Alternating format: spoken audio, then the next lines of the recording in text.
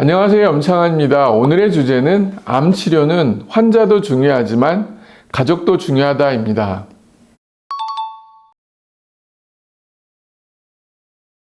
네, 암 치료는 환자가 가장 중요하지만 그만큼 중요한 사람이 바로 가족입니다. 가족은 비록 당사자는 아니지만 환자에 대한 미안함과 더불어 어떻게 환자를 잘 치료할 수 있도록 도와줄까 하는 생각을 끊임없이 합니다.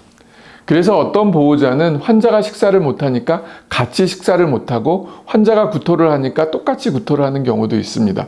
그래서 어느 때는 정말 환자가 보호자인 것처럼 느껴지기도 합니다. 그러나 최선을 다했기 때문에 보호자는 결과에 상관없이 절대 미안해서는 안 됩니다. 그리고 그럴 필요도 없고요. 네, 기억나는 사례가 있는데요. 몇 달 전에 환자의 어머니가 병원에 내원했습니다. 그리고 그 어머니가 이제 제게 했던 말이 있습니다. 원장님, 그동안 감사했습니다. 3년 전에 원장님 같은 의사만 만났어도 우리 아이가 이렇게 허무하게 죽지는 않았을 텐데 정말 아쉬워요. 3년 전으로 갑니다. 30대 여자 환자가 유방암 진단하에 수술과 항암 치료를 받아야 하지만은 담당 교수가 무심히 던진 한마디 때문에 상처를 받고 치료를 포기하고 자연치료를 하겠다고 저희 병원에 내원했습니다. 환자분은 제게 자신의 이론으로 설득하려고 했습니다. 환자분 옆에 보호자인 어머니는 그냥 묵묵히 듣고만 있었고 환자의 말이 잘못된 것을 아심에도 특별히 그것에 대해 반론을 제시하지 않았습니다. 그 당시 환자가 제게 했던 말이 있습니다. 수술이나 항암제 치료를 해봤자 재발할 거고요. 재발하면 또 수술이나 항암 치료를 받을 거고 그로 인해 생명 연장만 되지 실제로 암이 없어지는 것은 아니지 않나요? 저보고 수술 받으라고 하면은 항암제 치료를 받으라고 하면은 저는 다른 병원 갈 겁니다. 과거에 저였다면 치료를 하지 않고 돌려보냈을 겁니다. 그러나 지금은 환자를 치료하면서 어떻게 하든 대학병원에서 수술이나 항암 치료를 받도록 설득을 하고 있습니다. 저도 나이를 먹고 경험이 늘어서 그런 것 같습니다. 환자의 어머니 역시 제가 그렇게 해주기를 바랬던 것 같습니다. 그러다가 환자가 마음이 바뀌어 수술이나 항암제 치료를 받을 수 있으면 정말 좋겠다는 생각을 하신 것 같습니다. 어떻게 보면 정말 어머니의 생각이 현명했고 바른 판단이었는지도 모릅니다. 저는 환자에게 암 치료에 대한 설명을 하고 환자가 원하는 방향으로 치료를 해주었습니다. 그리고 진료를 받을 때마다 설득 작업도 함께 진행을 했습니다. 처음에는 완강했던 환자도 병이 진행되고 상태가 나빠지니까 조금씩 마음이 바뀌기 시작했고 드디어 치료를 받기로 마음을 바꾸었습니다. 비록 암이 많이 진행되어 피부로 종양이 나왔고 피부 감염이 심한 상태였습니다. 그리고 한 6개월 동안 병원에 내원하지 않아서 저는 환자가 임종한 줄 알았습니다. 그런 환자가 보호자와 함께 건강한 모습으로 내원을 했습니다.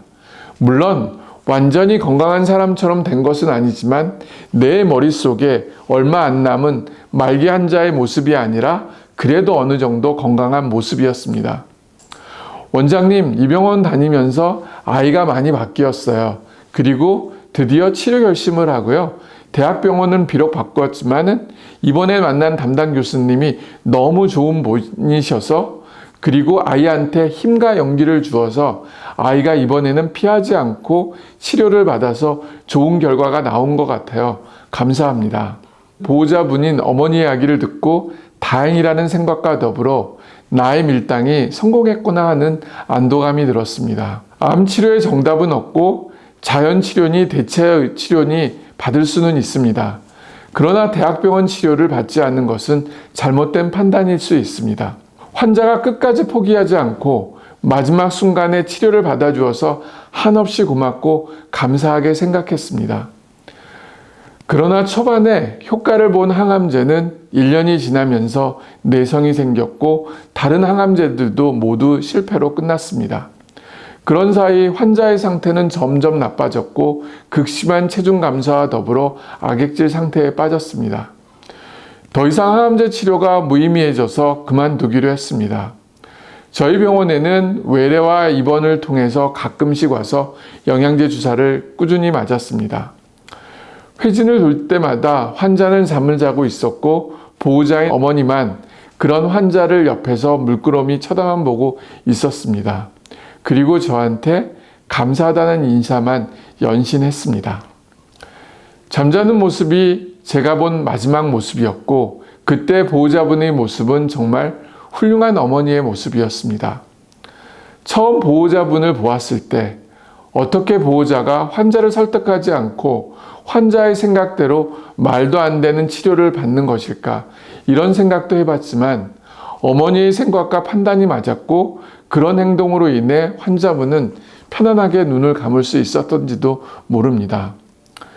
우리나라 속담에 부모가 죽으면 산에 묻지만 자식이 죽으면 가슴에 묻는다는 말이 있습니다. 그만큼 자식을 살리고 싶어 하는 게 부모의 마음입니다. 즉, 자식이 부모보다 먼저 죽는 일, 인생에서 무엇보다 손꼽히는 참혹한 비극이며 사람마다 다르지만 대개는 자녀가 죽을 때를 가장 슬프게 여깁니다.